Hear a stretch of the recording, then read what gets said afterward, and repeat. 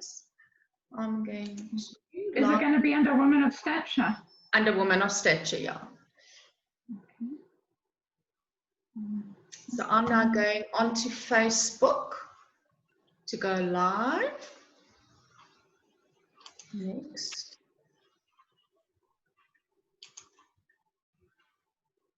On the page. Okay, on the page.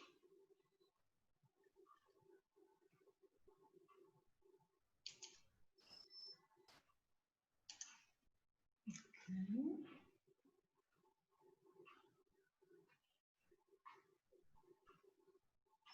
I'm just setting it up at the moment on Facebook.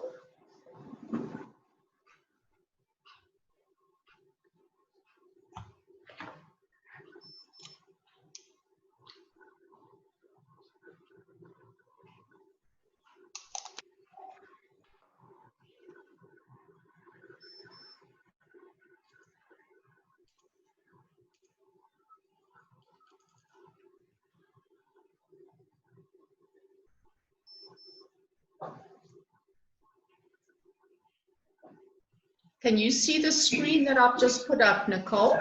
Yes, I can, yeah. Okay.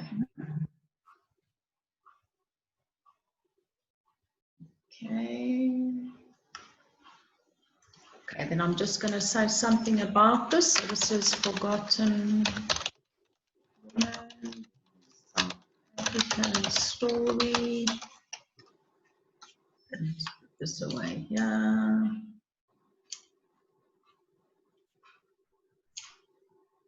And it is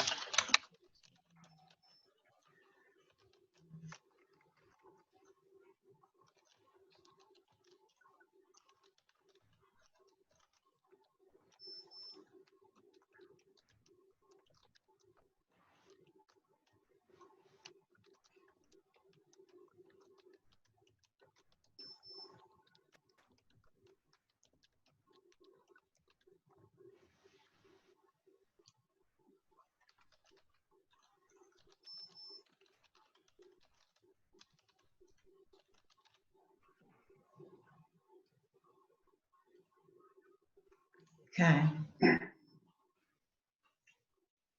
Right, so as soon as we go live on Facebook, I'm going to start talking.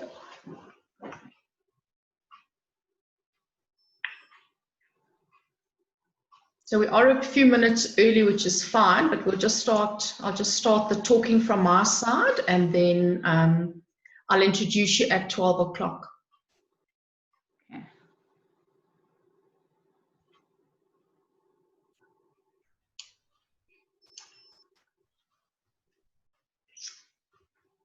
Good afternoon, I'm Charlotte Duplessis, and I am absolutely thrilled to be with you again this afternoon at 12 o'clock when I start the interview with Nicole Fuller. Now, Nicole is a contributor of the Forgotten Woman, the South African Story. We know that these past few weeks since the start of Women's Month, we've been interviewing the chapter contributors. Now, each one of them has a unique story, and each one of them has contributed and collaborated with me to bring about the fullness of this amazing, amazing collaborative book. The stories of these incredible women, some very painful, but yet very powerful. The book is currently available as an online ebook on Amazon Kindle. You can download the book. We're actually running a very special offer now this week only, and please don't hesitate, go and download your book whilst it's on this incredible special offer. The full context of the book can actually not be described enough.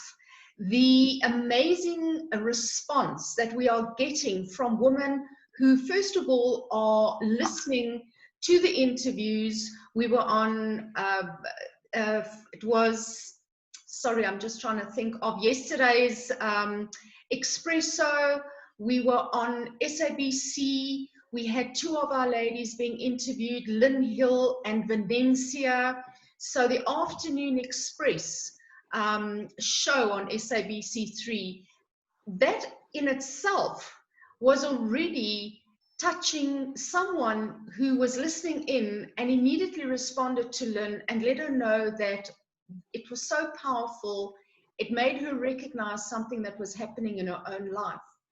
And started up a conversation between myself and Lynn this morning to say that, you know, the stories that we are revealing of these 15 women is going to be life-changing to some, to realize just how they are being subjected to some form of patriarchy, to some form of physical, mental, emotional abuse. Remember that you may not see the scar of the person because it's not physical abuse. But the mental abuse that sometimes goes on behind closed doors and goes on between family members is as damaging as a physical abuse. And you know, as Lynn was saying this morning, you know, it really it shook her to the core when she received this wonderful, well, this beautiful message from this lady and realized what this book was actually doing. It was opening up this conversation, this dialogue of abuse that can sometimes happen, as I say, between family members, where it's almost like a silent abuse that's going on. But the thing that we want, or the one message we want to bring to all women out there is that you are not alone. You are not alone in this, and never to think that you are on your own. That hopefully through Women of Stature, through the Women of Stature Foundation, through this book, we can collectively support women who are going through some form of physical, mental, psychological abuse. So without any further ado, we're almost ready to go live. I just want to allow the people to come in that are already in our waiting room. Let me just quickly open up there because we've got a number of ladies. And I just want to open everybody up. And then I'm going to introduce our speaker. Let me just enable the waiting room. There we go. 12 o'clock on the dot. Oh my goodness, another wonderful afternoon of sharing and caring, of featuring and showcasing these incredible women. And today I certainly have someone who has been on a phenomenal journey. Her, you know, I don't think one can ever really imagine what it must be like to spend hours and hours and hours training yourself up to be a triple Springbok athlete. Can you imagine the many hours of just putting that determination ahead of everything else, literally putting everything aside and spending hours alone running towards a goal. And then at some point in time, you reach what you consider to be the pinnacle of your success, and then you get selected into a team that is going to represent your country at the Olympic Games. And then the disappointment that follows. So I met this incredible woman 2 years ago. She had just started her breast cancer journey. And then the world started to crumble, and yet she still held steadfast on that determination. So it gives me the greatest of pleasure to introduce to you today the incredible Nicole Fuller. Hello, Nicole. How are you? Welcome, welcome, welcome.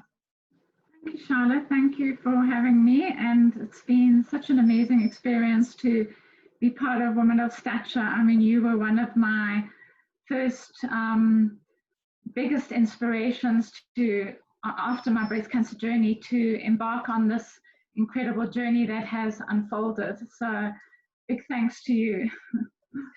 Well, Nicole, I mentioned a few, or I gave a little bit of a hint. The fact that you are a triple springbuck athlete, the fact that you had a road to the Olympic Games and it didn't quite turn out that way. But before we get to that, and obviously you've written about this in the book, before we get there, we'd like to know a little bit more about you as Nicole Fuller, as the woman. You're a mother. You, first of all, a wife, obviously, a mother of two beautiful young men. And I guess that there's a saying that behind every successful woman stands a supportive husband. Is that the case with you and your wonderful family? Yes, it certainly is, Charlotte.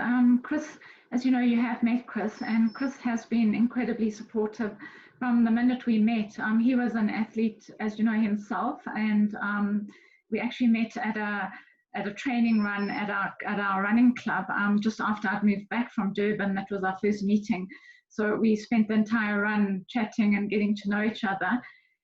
And then, yeah, things just snowballed from there. But I must say, Chris is amazing. He's a very easygoing person, and whatever me and the boys want to do, he is always 100% behind us. He works incredibly hard to give us everything that we need and even more than that. So, yes, I'm very lucky, and my boys are very lucky to have a dad that is so supportive and stands behind them. And like I say, through all my what I've been doing with breast cancer, the support from my family and from Chris and my boys has been really amazing. So you can honestly say that behind your success stands three very supportive men. And it's, it's Sure. just wonderful. It's such a wonderful, warm story when you hear that. Now, Nicole, just tell us, where did you actually grow up? And what actually led you to becoming a triple springbuck athlete? I grew up in Edenvale on the East Rand, where I spent most of my life up until matric. I went to Edenvale High School, and then I moved to Sir Pierre van Ryneveld in my matric year. I started competing seriously at high school, as you'll read in my story. And someone who was very inspirational was a coach that I had in the beginning of my high school running career, who was very, very supportive, and he saw my potential and he nurtured that, and that is what led me to actually becoming more of a distance runner. I actually started off as a sprinter, but he saw that I had more potential. So he started me off, and we had, a great time training, and I developed pretty quickly as a result of Mr. Nguini and his support and training. And then my father was a Springbok athlete, and of course with his incredible support, and my mom was a very supportive stay-at-home mom. So, she was always around to pick me up and take me to training, and my parents were extremely supportive my whole running career, schlepped me all over Transvaal, Gauteng, South Africa to run in all our school meetings and district meetings and provincial meetings, and they were always there to support me. So I was really lucky. And as I developed and I became successful pretty quickly, I then in my matric year moved to Sir Pierre. They were actually more supportive, and they actually had a better system in place. Edenvale was in a league that wasn't really as competitive as Sir Pierre, and they'd actually asked me to move across, so I did in my matric year. And then, I had an extremely successful matric athletics and cross-country season, and that was the same year I was offered a scholarship to the University of Nebraska in Lincoln. And, where my story unfolds, I write quite a lot in the book about my incredible experiences in the States. And then coming back from the States, being in the South African police force, which was also purely for running purposes, they were extremely supportive of athletics. And I was, in an amazing team with Johan Fourie and Charmaine Gale, all brilliant athletes of that era. And we were fully in apartheid at that point.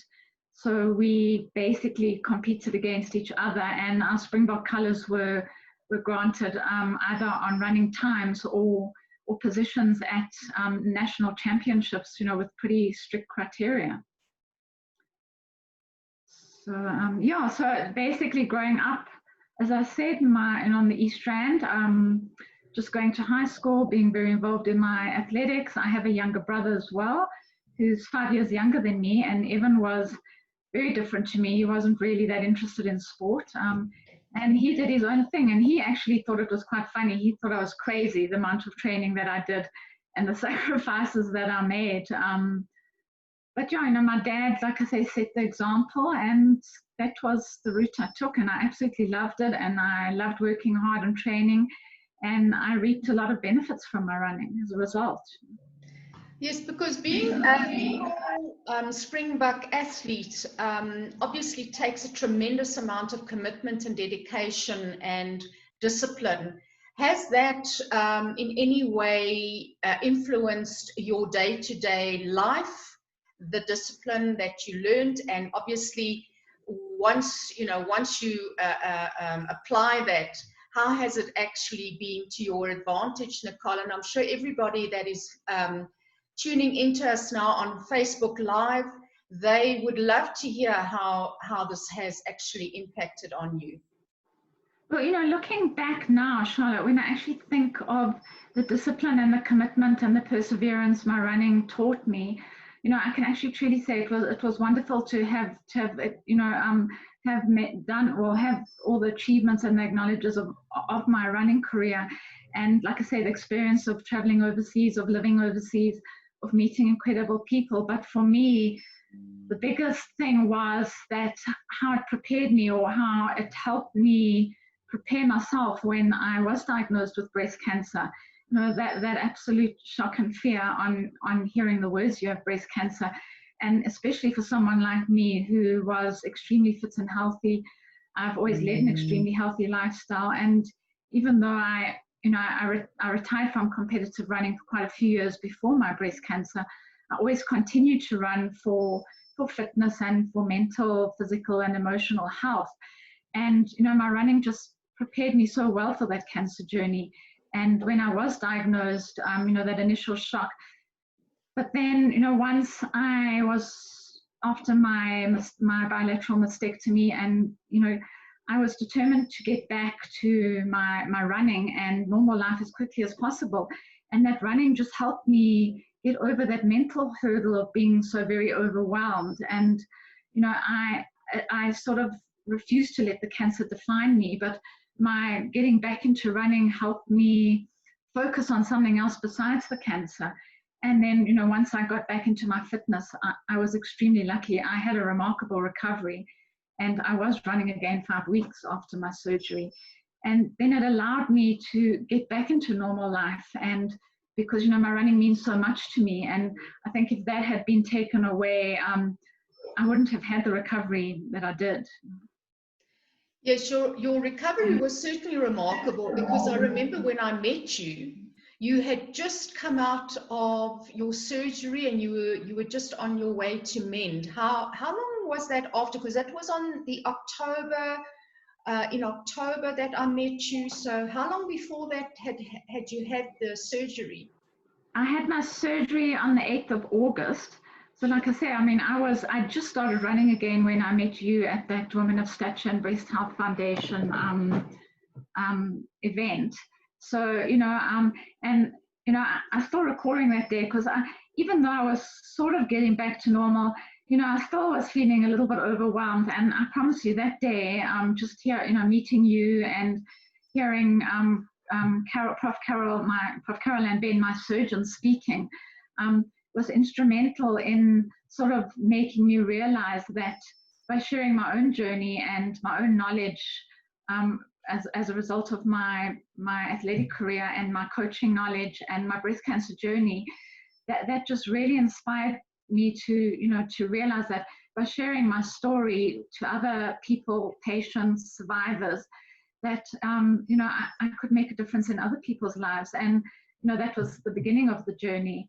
And then as from there, it was I can't remember the exact timing when I spent a lot of time thinking and researching on what I could do to make a difference. And of course, I joined the Breast Health Foundation, which is Prof. Carol and Ben's foundation.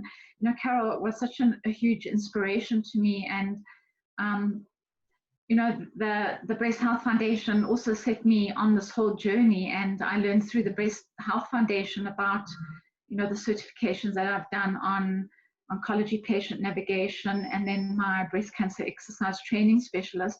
And then, of course, the Women of Stature, Women of Impact Speakers Bureau course, which you offered. And I mean, it's just so ironic because that timing was, it was the day before I thought, you know, I maybe need to go out and do some kind of course to get some more experience in speaking. And I saw on your Facebook page, and you were launching the Impact Speakers Bureau. And that was when I attended you had the launch. So it was just, the timing was just impeccable for that course. And then, you know, of course, we went on to do, Mati Marie was on the course with me, and Jenna Clifford's daughter was on the course, and of course you were. Yes. And, you know, thanks to you and Robin, it really took me out of my comfort zone. And, you know, Robin put us in some precarious positions, and then you gave me so many opportunities to hone those skills. So I'm really incredibly grateful for that, for the Women of Stature Speakers Bureau.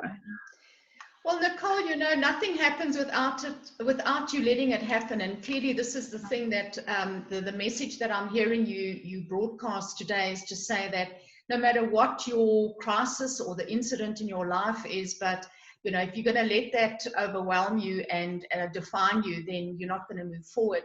Now, one of the things that obviously happened to you, and I know that you write about it in the book, is your journey to the Olympic Games. And what withheld that was obviously the sanctions against South Africa, which was very unfortunate. But even so, just knowing that you had accomplished that must have meant a lot to you and your family, to know that you were considered of such a high standard within your sport that you actually made it to the possibility of being at the Olympic Games. What is your message to people out there who are wanting to reach the peak of their success? What is it that you would leave in the minds of such people that makes a person an Olympic athlete? Well, as you know, Charlotte, it takes an extremely huge amount of training from a mental and a physical perspective, you know, and you need, of course, a lot of support and encouragement. And I think one thing I learned, I mean, it was extremely, extremely disappointing for me, heartbreaking, that I didn't make it to the Olympics. And it's very hurtful when I see some of my fellow athletes that I participated with most of my life, you know, Ilana Meyer, Zola Bud Petersa, Colleen Derrick, and they all went and I didn't. And it is quite hurtful. But I think, you know, in life, things happen for a reason, and it obviously wasn't meant to be. And I think with any journey, you know, and I think in South African sport, it is very difficult with our situation, you know, having gone through apartheid ourselves. It had a huge impact on all of our people, you know, all of our, whether you were black, white, colored, Indian, we all suffered as a result of apartheid. And, you know, I think, you know, you learn lessons in sport, and, you know, I think you have to overcome your disappointments. And like, so though it was so disappointing, I had to move on with my life. You know, at that stage, I hadn't had my children yet. So it was after that we decided to start a family. And of course, as you all know, I mean, your children are the world to you, and they are the best things that do ever happen to you. So, you know, I went on to have my first son, Ayrton, and then I had Greg a lot later. And I think for me in life, it's to give as much as you can and to try and be as positive, you know, as you can. And, you know, life deals you, you know, your ups and downs and your blows, you know, like my breast cancer did. And when I think back now, how my life has changed for the better, and the things that I've gone on to do and I continue to do, you know, these things that life throws at you, whether they are disappointing, they just make you stronger. And, you know, that is life. You know, you have your ups and downs, and you just have to get on and deal with them and be as positive as you can. Now, Nicole, with your athleticism and your experience as a triple springbuck and as an Olympic athlete, you have also honed that skill into coaching up and coming athletes. Could you tell us a little bit about that? Well, with my younger son, Greg, my older son, Aiton, was a very talented, actually, springboard diver. And so he wasn't too keen on running. And then my younger son, Greg, started swimming. And then it was through his swimming at quite a serious swimming club that we realized that he could actually run. And I think he was about 10 or 11. And he started to do just fun running, and we realized he had potential. And I had a very good friend who started the FFA, the Fitness from Africa Running Club, and he had a coaching group. And I thought, well, it might be nice for Greg to see, he still was pretty young, but to go to formal running and twice a week. And Marcel was very chilled and relaxed. So I actually contacted Marcel, and Greg started doing a little bit of running with Marcel in his junior group. And that was where I sort of got back into things. And then, just sitting on the side watching Greg, I thought, well, I said to myself, well, maybe I should get into coaching with you because, I'm just sitting here and, I've got a lot of knowledge to share. So that is how I actually got into it. And I landed up doing some coaching courses with Marcel just to sort of get more updated with what was going on in coaching, because I hadn't coached, with my own running career. Things had changed quite a bit. So I learned quite a lot from Marcel, and I started coaching. And I started coaching Greg's junior athletic group, which I continued to do up until the end of last year. And then Greg started showing a lot more potential, and we felt that he needed to move on to a more competitive group. And then with all my commitments and my training that I've been doing with Breast Health Foundation, and now onto the Cancer Association and my certifications that I've been studying for, it was sort of time to move on from, being involved with track coaching and focus more on that. So Greg has moved on to a dynamic coaching group, which actually brings out his potential more. And I've just gone on to be more and more involved in my oncology navigation and my breast cancer exercise training own business, which I launched with the help of Shireen Hunter and the Hunter Group in March at the beginning of lockdown, to offer my services privately, as well as all my voluntary work that I am doing with the Cancer Association. And I'm also very fortunate to have partnered with the Filatimo Cancer Project, which is an amazing lady who started also a cancer support group, fundraising support and educating cancer patients, not just breast cancer, but all forms of cancer. And she has an amazing organization, which I have now been, partnering with her and sharing my knowledge and my advice with Filatimo as well. So, there's so much happening. And like I said, I've just joined the Cancer Association as a full-time professional advocate and will volunteer at this point. Hopefully, maybe in the future, something more will come up. But, with COVID, the span has been thrown into the works, of course, with funding, especially with a lot of the nonprofit organizations. So, things are very tough financially for a lot of these organizations.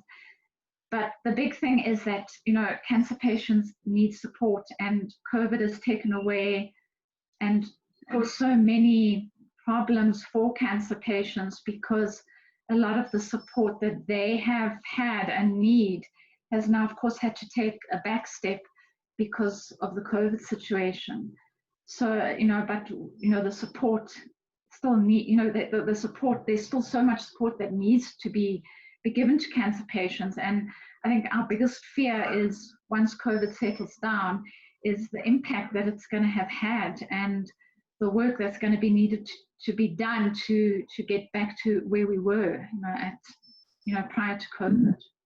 You're so right in what you're saying, Nicole, because if I just think of it, my own experience where Bernie had to go, my hubby had to go in for bone marrow transplant at Pretoria East in April, in the midst of it all, and suddenly you could see that the hospital was busy gearing itself up just for the COVID pandemic, and suddenly, you know, the entire experience for any person suffering from any other illness was almost put to the back of the queue and said, well, you're going to have to wait until this pandemic has reached its peak.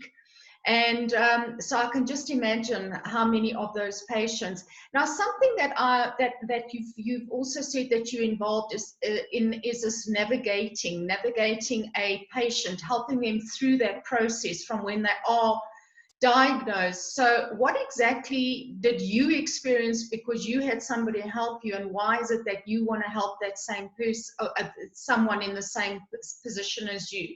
What difference Well, does it make to that person? You know, I was extremely privileged to have private medical insurance. So, you know, I had absolutely first-class medical treatment, you know, with Prof. Ben, and my whole journey was good, but there was still a lot of things lacking initially. And, you know, when I look back now, Carol already did have a navigation set up, but it's not utilized, I think, to its full potential because, you know, in South Africa, we are not on the same page as like the USA in patient navigation.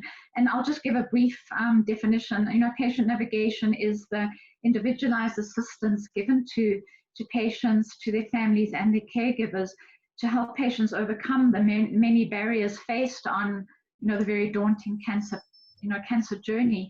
You know, and this is from right at the beginning, from your diagnosis, and then of course into your treatment, and then onto survivorship, and even to end of life, you know, if a patient is, you know, metastatic and is at the end of their lives.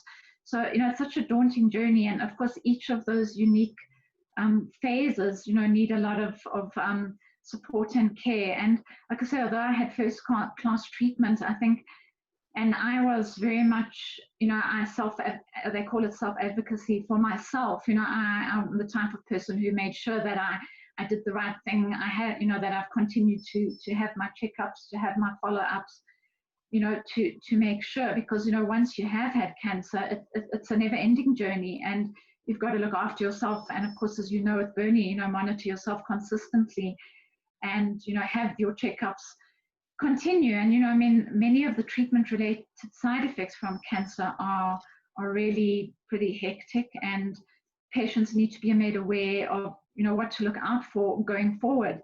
And even when your treatment is complete and going into survivorship, and, you know, it's pretty overwhelming for a patient when you've had all the support of your doctors, you've been through treatment, although it's quite a hectic journey, and you've had the attention of your doctors. Suddenly, when your treatment is complete and you find yourself a little bit in limbo, and all that treatment stops, and you're suddenly left alone.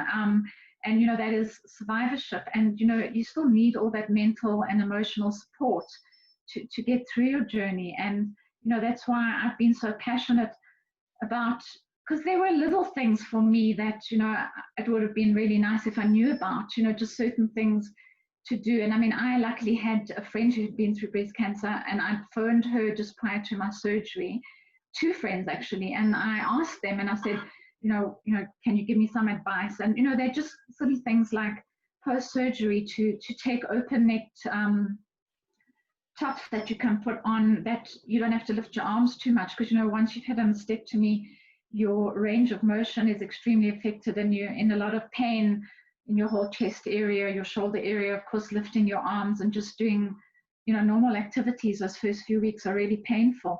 So just putting on a t-shirt is extremely painful. So just little tips like, you know, wearing open-necked, you know, tops you can just put on that have got a zip or buttons, and a bra that fastens in the front, that you don't have to put your hands behind your back.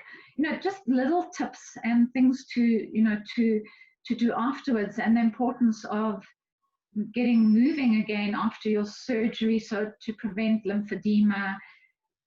And, you know, but you've of course got to be so careful and have clearance from your doctors to, you know, to know how much you need to do. So, you know, there are a lot of little things that patients, you know, need to be made aware of. And like I say, you don't always have a navigator in South Africa at your assistance to do that. So that's why it's so important for me to have got into that. And, you know, just, I have a lot of people who, you know, referred to me by people that have heard that I, have been through this, and they will say, speak to Nicole, she knows all of this. And it makes such a difference to those people, and just to know what to expect during treatment, during chemotherapy, radiation, what to expect. A lot of the doctors do prepare you, obviously, your chemotherapy, your oncologist. But, a big thing is these doctors are so incredibly busy.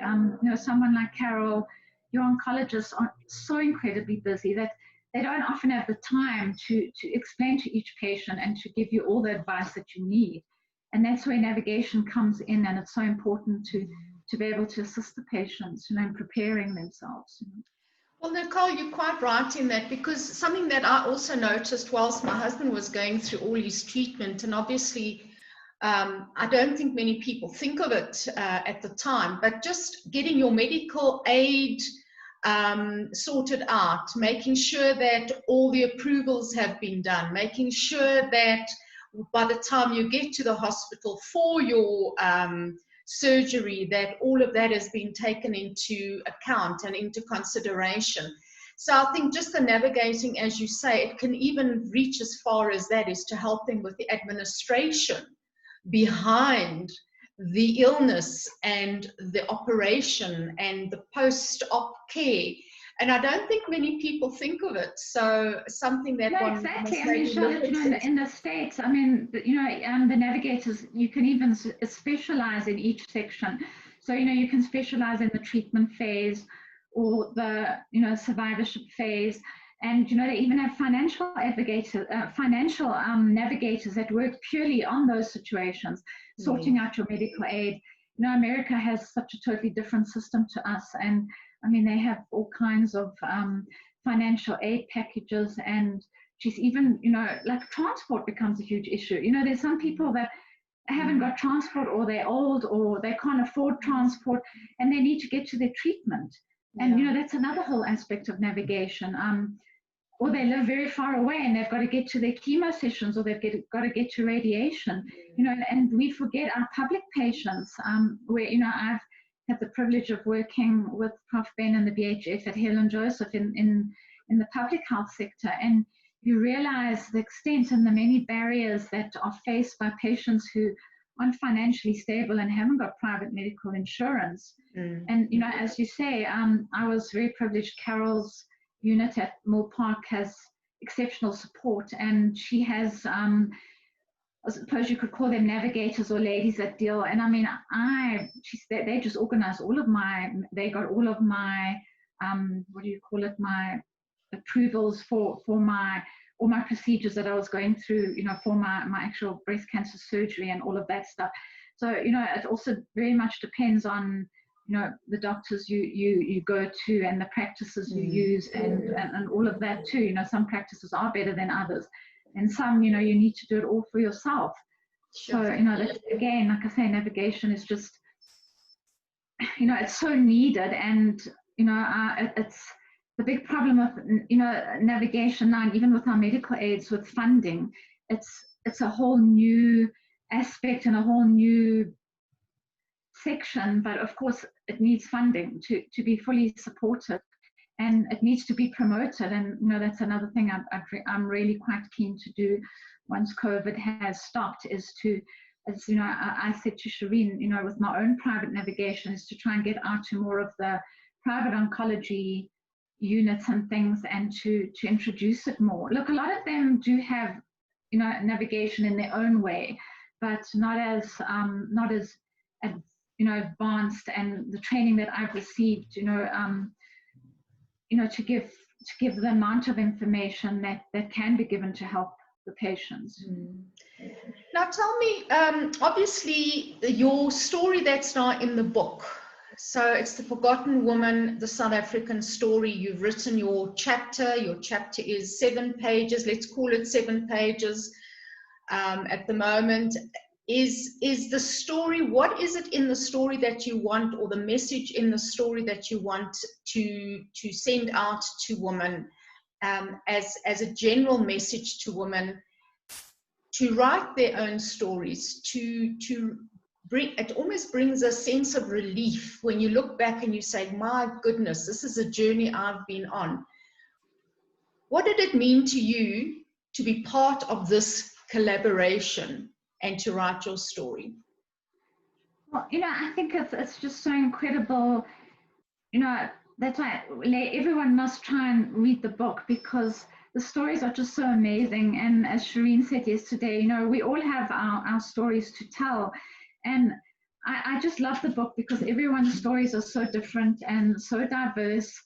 And I think the message is to, we all have our struggles in life, and we all have to get through, ups and downs of life. And I think it's so important. Some people have, have been through terrible things more than other people have been through. But I think the most important thing is to try and stay as positive as you can, and to deal with everything as you can. Carol always used to say to us, or she says to all of her patients, you need to take things one step at a time, no matter what your journey. And I think to be positive, to address things as they come, and as we all say, we all get over obstacles in our lives, and you have to move on for the sake of your families, for everyone. So I think it's just, for me, is the power of positivity. And no matter what happens in your life, is to try and be as positive and face things, and to move on. And tell me, with regards to you obviously very busy with so many different things, but is there one special activity that helps you to relax besides your running? Because I know you love running. I remember Nicole and myself and Connie Aberata went down to Durban for an event that we hosted together out in a lovely area of Durban. And I remember in the mornings, you were up and you were out at like 6 o'clock and you were doing your 10-kilometer run. Is there anything else that you do in your spare time that brings you some form of relaxation? Charlotte, I've actually really enjoyed all the studying that I've been doing, the oncology patient navigation. And as soon as I learned about navigation and I went into it and saw what it was, it really spoke to me. And I must say, I absolutely love, I've been doing this studying now for well over a year. And of course, my exam that I was supposed to write in May, of course, has been postponed, either to do online in November or possibly in America in May 2021. But I thoroughly enjoyed it. And I have not only the studying, but the ongoing education and this American organization that I've done my oncology training through, the Academy of Nurse and Patient Navigation, has the most amazing continuous training and reading and information and updates. And I just love learning all the latest stuff, and through joining the breast cancer forums, through Prof. Ben and my own oncologist, I actually really enjoy it and find it quite relaxing to read all of these things and to continue to learn. It sounds crazy, but I really just enjoy that. So I do spend a lot of my other time, keeping updated with all of the latest stuff going on in regards to navigation and, treatment, breast cancer treatment, all the updates and continuous stuff. And so I spend a lot of time doing that. I've just finished a counseling course because I actually couldn't do the counseling course because of COVID as well. We were supposed to do a Lifeline course. So I just enjoy continuing to learn and read and keep updated on all of that stuff as well. Gee, so you definitely love to apply your mind. So you applied your body physically as an athlete. Now you're applying your mind in terms of all the teachings that you're absorbing. So what is the one thing that you still want to achieve in life now, besides what you're doing now? Is there anything else that you have set your mind on and say, one day, this is part of my bucket list? So you obviously have a bucket list, I'm sure, and I know traveling is one of them. You've gone on some lovely trips. Is there anything else that's on the horizon that you want to try and pull off at some point in time? Well, like I say, just to do this exam, which is sort of hanging over my head because it's one of the few recognized international oncology patient navigation exams. So I'd really like to do that, and then I would really like to, like I said, try and promote, navigation on a larger scale in South Africa. And, the Cancer Association have some amazing platforms, and to maybe, help develop training in regards to navigation. And then, of course, you need a platform like the Cancer Association.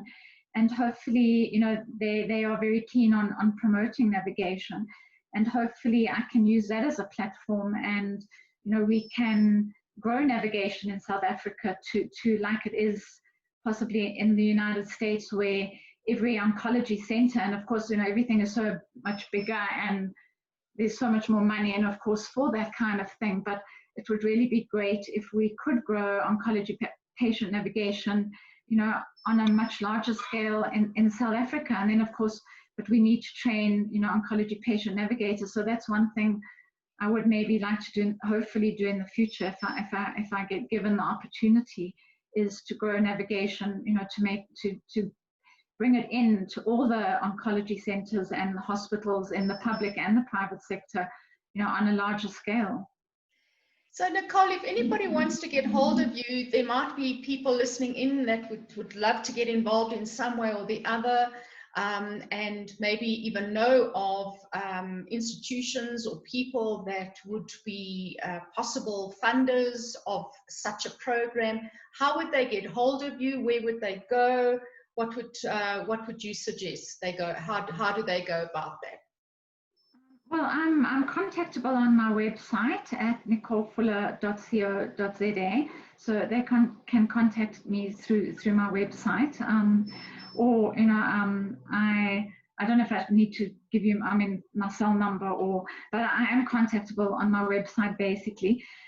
So if anyone wants any further information, I'm also very keen to promote exercise for cancer patients, because it is just so incredibly important, and for cancer patients or for people in general, as we all know, to exercise regularly, and it can make such a difference. So, I also have my cancer exercise training specialist. I have YouTube videos on cancer exercise training, where people can access on my YouTube channel, Nicole Fuller, on my YouTube channel, and see what kind of exercises I do promote. But I also tailor personalized training, because it's very specific. Each and every person is an individual, and their journey is an individual, and they can only cope with certain things. And of course, as I always say, exercise is daunting to start with. So I think everyone needs an individualized program, and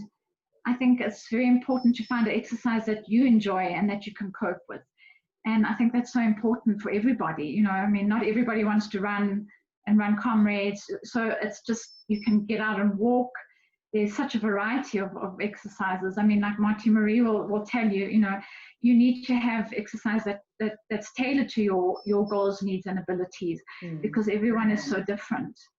So that's also a big passion of mine, is, survivorship and promoting exercise for cancer patients. So on my website, I have a whole section on that as well.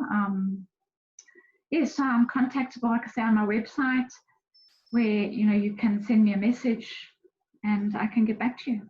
Thank you. So we've only got a few minutes left. So I see we've got a couple of ladies that are online with us. I want to invite them all to come online, and maybe they have a question or two. Would you like to unmute, and would you like to just become part of the conversation? If you want to ask a question, you could also pop a question into the chat box. But if anybody would like to come online with us, they're very welcome to. Rita, do you want to ask? Hi. Hi, Rita. Hello, can you hear me? Can you see me? Yes, I can hear you. Okay. So, Nicole, very, very encouraging story, because it's like when you stumbled, you just made it part of your dance. That is so amazing. Yes, because you optimized on what you could do better for others. instead of being bitter and regressed, which is so amazing. So very, very encouraging. Thank you for sharing your story. And I'm so glad that Greg loves running. That is like such a redemption. Thank you. Okay. You're welcome. Thank you so much. Thank you. Here we go. So it's great to get some feedback straight away as well. So Nicole, you're now obviously part of the book, and you know that the book is available to buy online now, and we obviously also going to be looking at printing the book. So is there a book in the future for Nicole? Are you thinking about writing your own book at some point in time? Yes, I think I really would, Charlotte. I think I need to do a little bit more in what I'm doing, you know, before I start writing. But definitely, yeah, in mind for the future.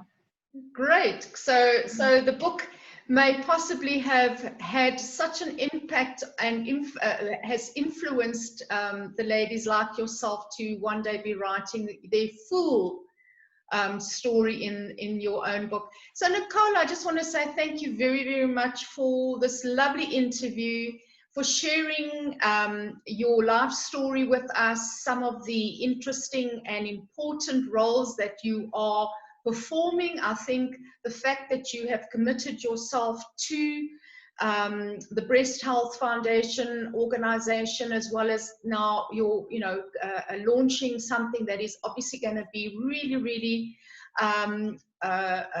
life-changing for patients going forward. I want to commend you on that, Nicole, and I want to commend you on the spirit within which you have embraced life post, first of all, not being able to go and be representative of your country at the Olympic Games because of obstacles that were placed and not by your own, accord, but that you've embraced life to the full, and that you're such a wonderful, wonderful representation of a woman that is taking the experience and you actually turning it into an opportunity. So what would your parting words be? We have 1 minute to go. What would your parting words be? And before we end this wonderful interview with you. Yeah, I think, what I'd like to say to everyone is it's very difficult to explain. I think, because I've been through the whole journey myself, and when I am with other patients and other women, helping them through this journey, it just gives me such an immense satisfaction to be able to identify with them on that deeper level and to be able to give them the advice. And because I just know, it can really make such a difference. I think, for me, that is why I enjoy it so much. It's just because you just get that feeling when, you've been able to give them that information and that knowledge and how much it can help them, on their journey. That's what I really enjoy too. Well, that's amazing. And Nicole, it's been an absolute pleasure to have gotten to know you, your wonderful family, and all that I can do is to say, well done. Congratulations on everything that you've achieved up to now. Thank you for participating as a collaborator in the book. And I again say that, as a collaborative spirit, I think we've all enjoyed the journey from the time it was launched to the end of the time that we eventually put it out live. So I want to thank you for that, and I want to wish you the very best for the future and with everything, all your endeavors. And I'm sure everybody shares that sentiment.